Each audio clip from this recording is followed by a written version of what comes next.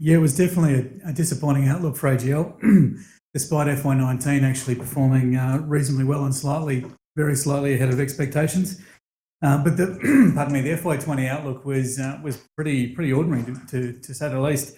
13% below consensus, despite there being a big one-off item in there in the Loy Yang A Unit 2 outage issue. Higher market headwinds and higher depreciation are going to bite on earnings, which aren't going to disappear anytime soon.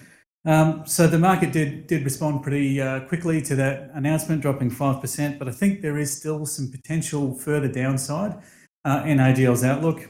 So if we look at what might happen to the sector in the next 12 months, we've got talk already that Angus Taylor wants to dust off the big stick again and have another go at that one. And that one's probably unlikely to ever actually be wielded with force, but it's still a pretty nasty piece of regulation to have hanging over the sector. I think there's going to be further pressure on wholesale electricity prices. There's a big backlog of renewables that were meant to come into the market already, and they haven't been able to do so because AMOs had been tightening the screws a little bit with issuing connections. I expect to see some of those projects actually meeting those connection guidelines and getting connected to the grid, which will put pressure on not only the electricity price but also the greens price, which is something that AGL has referenced as being a headwind for their electricity book.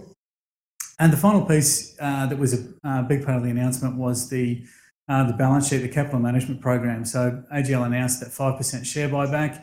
Now, I think in the short term, that's probably going to put a bit of support under the price.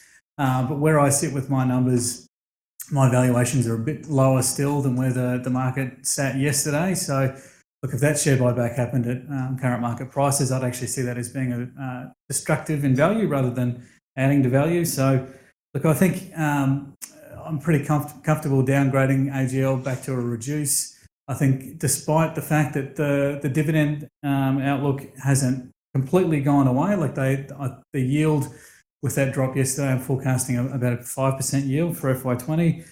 Despite that, I think the risk to capital is getting bigger. I think the 12-month potential TSR is negative 7%. So off the back of that, I think it's time to maybe sell into the support of the buyback program.